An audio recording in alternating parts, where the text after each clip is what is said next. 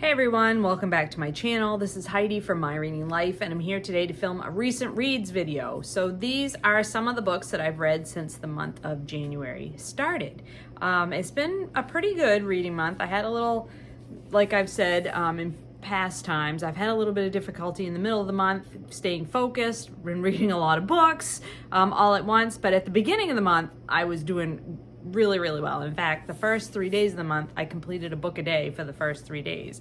And I thought, oh, this month's gonna go really well. Well, that didn't continue, but I have still done fairly well. So here's some of the books that I've read. The first thing I completed on New Year's Day was this picture book that was sent to me by Doris at Aldi Books. This is Charles Darwin's On the Origin of Species, adapted and illustrated by Sabina, Radeva. And this is just a lovely little book that talks about Charles Darwin and his how he developed his theory of evolution based on natural selection.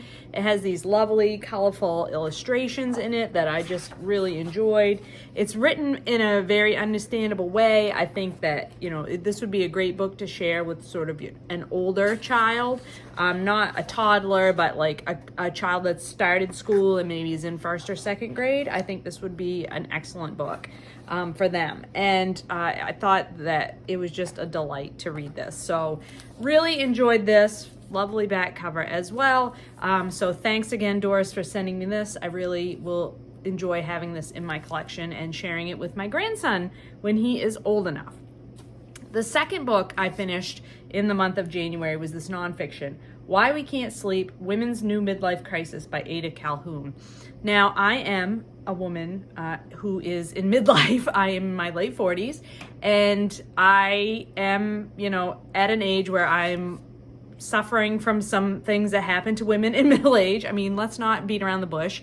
You know, menopause is approaching. And so I had heard about this book from Rebecca Shinsky on the Book Riot podcast, and I thought that this was a book specifically about women's health and about menopause issues and other issues that deal with, you know, why women of my age are prone to sleeplessness and insomnia and these sorts of things. And it does address those things, but it's also an examination of not women in their midlife sort of in general, but specifically women who are in their midlife years right now. So Generation X women that are sandwiched between the baby boomers and the millennials, and who are trying to do all the things. You know, you probably have children at home and you have aging parents or grandparents that you have to help deal with, and you know, you have a job and all these things that combine at once to cause a lot of the problems of why we can't sleep. I thought this was a really interesting examination. I did think it got bogged down a little bit in sort of nostalgia examination for things that, you know, we would have experienced, people of my generation would have experienced in our childhoods. But I thought the actual, you know, the facts and figures that were in this book were really fascinating, stuff that I had not considered. For example, I was a kid who was I think I was in 7th or 8th grade when the Challenger explosion happened, the space shuttle that had aboard the first woman teacher. She had won a competition and they were sending her to space with the astronauts. And it was a big deal back in the 80s. And my teacher had wheeled in the TV on the little audiovisual cart, had it on live while the spaceship was launching, and so the entire classroom of us observed the explosion that happened subsequent after the launch. And this book talks about how, like, it effectively traumatized an entire generation of kids, and we never talked about it. And we didn't talk about it. My teacher just got up, wheeled the TV out of the classroom, and we never talked about it again. And nowadays, when something traumatic happens or tragic happens in the country or in the world, like, kids discuss it. You know, they might bring counselors in. They might, you know, have classroom discussion around it. But everybody would be concerned that kids had experienced something traumatic and want to help them work through, process that information. Well, that was not the case when I was a child. You were just expected to suck that stuff up and move on with your life. And so now you have a whole generation of women who are in their 40s and 50s whose like coping mechanisms were basically suck it up and move on. Like, don't talk about your feelings. Don't, deal with anything. You just have to just do whatever you have to do. And, we were also the latchkey generation. Our parents had to work. And so we were the, generation that would come home, the first generation to really come home after school without adult supervision, and what that did to us. And so a lot of things that I had not really examined about myself were interestingly discussed in this book. So if you are a woman of a certain age, I think you would really get a lot out of reading this book. I don't think it's a perfect book, and the information that I wanted on menopause was not in here. So if you're looking for a book specifically about menopause, this is not it. But there is or perimenopause. There is a whole chapter about that. So there is some information on that, but it does not focus on that. So in case you have the same expectations of this book that I did, I just want to warn you about what this book's really about. It really is about examining women in the Generation X sort of what do we want to call it, put into that category, what we experienced as a group. Oh yeah, interesting book. Glad that I read it. I then picked up a book from my ancient TBR, The Unlikely Pilgrimage of Harold Frye by Rachel Joyce. Really enjoyed this book. It was a really quick read for me. It was a heartwarming tale. It sort of was a combination of A Man Called Uva and what was the other book? I can't think of it now right off the top of my head, but if you like books like A Man Called Uva, Eleanor Oliphant is completely fine. Those kind of books, I think you would do well to give this book a try. So in this book, we're following Harold Frye, the main character, who suddenly, out of the blue, he's just retired. He's sitting at home. He receives a card in the mail from a woman that he used to work with who says she has cancer and she is living in hospice, and she's just basically saying goodbye in her note. And so he sits down and writes a note back to her and then tells his wife, I'm going to go mail this letter. And he just keeps walking. And he just decides in the course of walking to the mailbox that as long as he keeps walking to take this note to his friend, Queenie, she won't die. So he's just going to walk from his place in the south of England to this place where Queenie is in the north of England. He's just wearing his normal clothes. He's just wearing normal shoes. He has no, I think he did have his wallet with him, but not his cell phone. So he has no resources, basically. He's just going to walk the length of England. And then he does, basically, and he reflects, and he encounters all these people, and he reflects upon his life, and we do get the points of view of his wife, and so we sort of fill in the story of what's happened to them in their marriage, how does this Queenie fit in to their lives, and what has happened to these two people who have been married a long time, but who have seemingly grown apart from one another. I thought it was really wonderful, heartwarming, uplifting story, even though it's quite sad in places. At the end, I just felt like this renewed sense of people are just basically good in the end. And that was a really nice thing to read. I mean, it just was a really nice book to read. So I'm glad I finally got that one off the ancient TBR. The next book I read was an ebook called The Love Hypothesis by Allie Hazelwood. And this is a contemporary romance novel.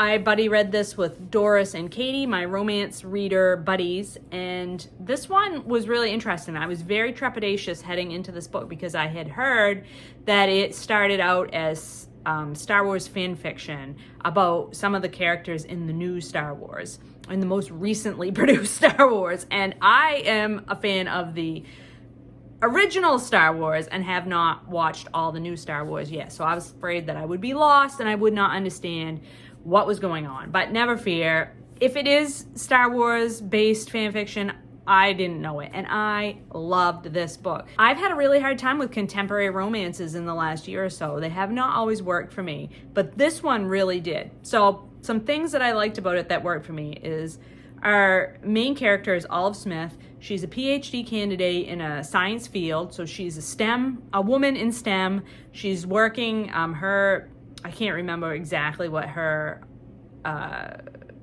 thing that she was studying, but it was very laboratory based. And she has been so focused on her on academics that she has basically not had any social life. And her friends are really concerned that she has no social life and, you know, just basically has nothing but school and her two really close friends, and that's it. So she comes up with this fake dating scheme, right? So she decides that in a spur of a moment to kiss a man that she runs into in the hallway of her school so that she can fool her friend into thinking she has an actual boyfriend. And the guy that she kisses turns out to be this very well-known professor at her school, Adam Carlson, and he is known to be quite a jerk. Like, nobody likes him. He's antisocial. He's a real meanie to the other PhD students. He's very focused on his own work, and he's like really, really brilliant and wins all kinds of awards and gets all kinds of grants. So for whatever reason, he agrees to go along with her scheme to do this fake dating thing. And so over the course of, you know, a period of time, they learn to know each other and they fall for each other. And it was just delightful. It had really good dialogue, really witty and snappy dialogue, but also did not fall into the, you know, oh, let's not talk about this thing or that thing. They talked about things. We learned, you know, where each of them was coming from. The only thing I will say that was strange for me about this book was we never get the perspective of the guy. So we never get Adam's. We're never in Adam's head as the point of view. We're only ever in Olive's point of view. So you don't really know what he's thinking. All you can go by is his actions. And he is so sweet to Olive. He is so sweet to Olive. He really is.